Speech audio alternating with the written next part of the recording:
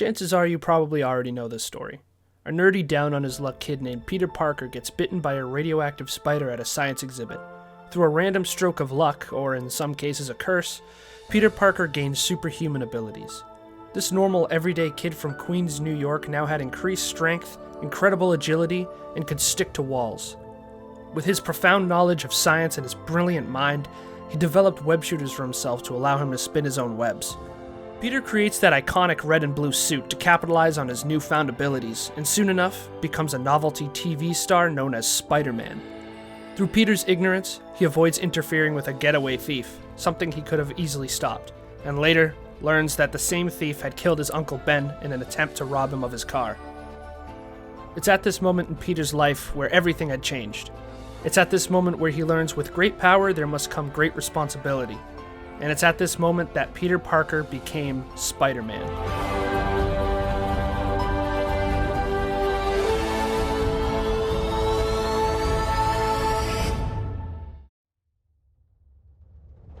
Now, this documentary isn't about what Stan Lee and Steve Ditko created back in 1962 and his evolution throughout the comics. This is about the impact a character can have on someone like Christian, a big comic fan but an even bigger Spidey fan. During my interview with Christian, it becomes very clear that through the writings on a page and the illustrations in a comic, you can make someone feel like the world isn't as lonely or as small as you may have once thought.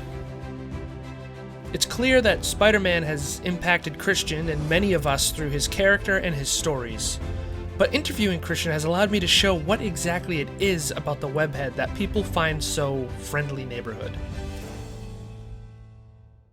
Ever since the beginning, he helped me through, some tough times. He was like, it sounds corny, but he was like, when I had a lot going on, whether it was on a comic book page or in a movie or a TV show, he was always there, right? He was always right there with me. He was always going through similar problems, or just problems. Like, he just didn't have it all good, and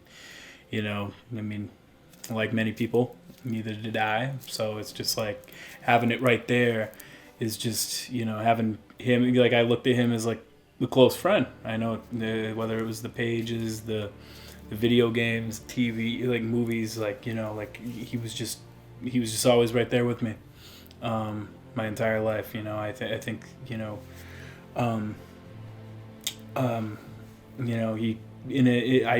what motivated me to like read and write and stuff was I wanted to read comic books.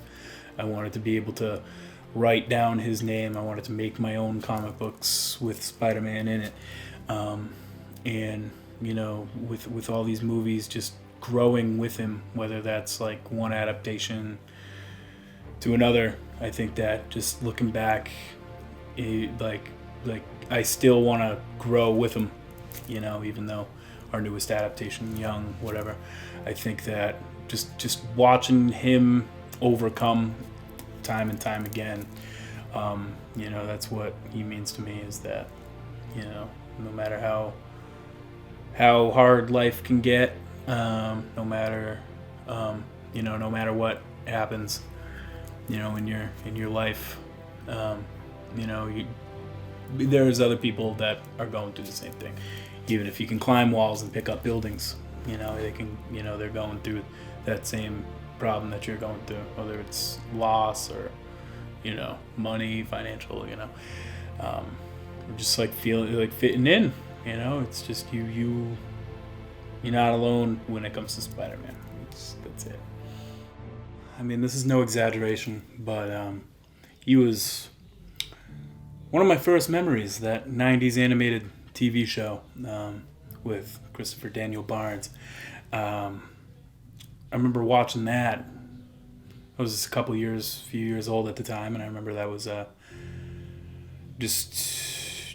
it was one of my first memories, one of my favorite memories, and I just remember it was also one of the first words I ever was able to spell out was Spider-Man, including the hyphen. I was just obsessed. He was, he rocked all my favorite colors. He was red, blue, black, white, and when I was a kid, obviously, like, I couldn't follow the story too much, but it was the colors and his villains that were appealing to me, the colors, and and from that point, I just wanted to be Spider-Man. I wanted to, thwip thwip. Being that age, I didn't know that he was going to be a long-lasting constant in my life. But then there was, they started releasing movie after movie, TV show after TV show. Continued to get more and more into the comics, collecting them when I had the money to afford some of the really, really good comic books. And then, all sorts of media, man. He's just top dog. And even now, 25, almost 26 years old, he's still one of the most important things in my life. He's relatable. I think you look at somebody like Iron Man or Batman, they're great. They're some of the best, but, money, money, money, and Peter Parker didn't have that. He wasn't, he became a superhero off chance. He wasn't a project like Captain America. He wasn't born into money where he could buy toys and pretty suits and cool cars and all that like Iron Man, Batman, Black Panther. He was, he was relatable. He was a school kid, and I think the other thing that I've always really liked about him as well, and that's what makes him a lot different from other people, is the biggest part of his character is growing. Is like growing. He's never, there's one comic in one movie he's messing up and he's screwing up, and then the next he figures out how to do that, and then you just watch him grow from like this 15, 16-year-old kid, and then like 20, 25, even 30s in some comics, where you just watch him grow, and these real life struggles are still there. He's still, they're knocking him down, but he's still able to overcome them somehow, whether that's in the suit or out of the suit. He always prevails. He's probably more like a regular person, a normal person, than any other character.